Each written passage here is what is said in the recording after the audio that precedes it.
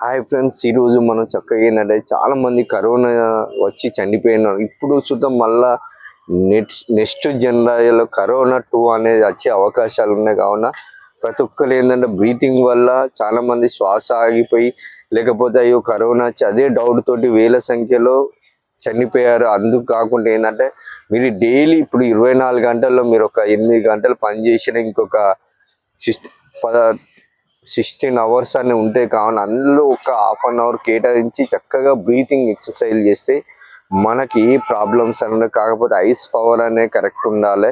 దీనివల్ల మనం కాపాడుకుంటే మనం కరెక్ట్గా బ్లడ్ సర్క్యులేషన్ కానీ, శ్వాస మీద శ్వాస కానీ, కపాలభాతి ఇలాంటి ఎన్నో మనకు మామూలు సింపుల్ ఎక్సర్సైజ్ కూర్చొని సుధా చేయవచ్చు. అందుకనే బ్రీతింగ్ ఒక హాఫ్ అన్ అవర్ చేస్తే మనకు హెల్త్ ప్రాబ్లమ్స్ అనేవి ఉంటాయి. చాలా మంది కాళ్ళు నొప్పులు, నడుము నొప్పి, ఇలాంటి ఎన్నో సమస్యలతో బాధపడుతున్నారు. హాస్పిటల్లో పోయి ఇబ్బంది కన్నా ఒక half an hour breathing exercise చేస్తే మీరు ఆరోగ్యంగా ఉంటారని, సంపూర్ణ ఆరోగ్యం పొందుతారని మనస్ఫూర్తిగా కోరుకుంటాను. My name is Bhaskar, yoga master, public garden. Thank you.